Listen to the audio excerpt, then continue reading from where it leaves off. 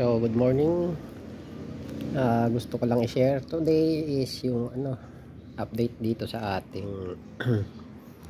experiment ng ARC, Australian Red Claw. So, bali dati tatlo sila dito, trio nabili ko.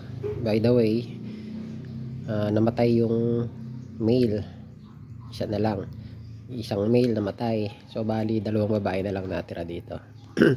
By the way, namatay siya the second day ng pag-arrive dito. Maybe na-stress dahil sa pagkakahuli nila or sa pagkakabiyahe. So, yung dalawa naman na natira is healthy naman. So, ang update ngayon after around 3 weeks, eto na po, meron pong nag-molt po yung isa. So, hindi ko pa po siya hinahanap para hindi po siya maistorbo at baka ma-stress habang nag-harden yung kanyang bagong shell. So, successful molting po dahil shell lang po ito nandito nung aking in-inspect.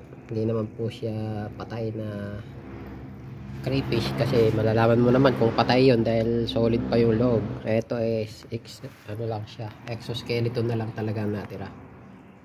So, tinanggal ko tapos binalik ko na lang para kainin nila. Yun ang sabi ng ibang mga nagtuturo. So actually yung sa kabila, yung maliliit, ilang beses nang nag-molt tong maliliit kasi mas madalas daw mag-molt yung maliliit. Tapos yung exoskeleton nila hindi mo na siya makikita dahil maliit lang siya. Overnight mauubos na nilang kainin. So ayun, meron pa palang natira dito, itong isa. Nag-molt din yan. So kakainin na rin nila yan.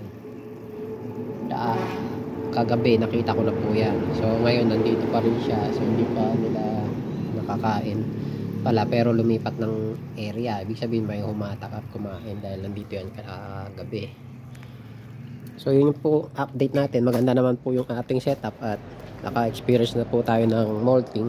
So ang mortality po natin ay isa lang naman po, na early namatay siya dahil pansin ko na yun na mahina yung nabigay sa akin So bumabaliktad na siya the second day and then namatay na tuluyan na siya.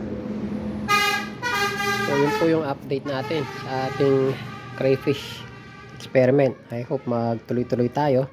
Makapag-acquire pa tayo ng ibang mga breeders para po magtuloy ang ating production at ang plano po natin ay mag-expand dahil parang maganda po ang future ng crayfish farming dito sa Philippines. So yun lamang po. God bless po. Thank you for watching.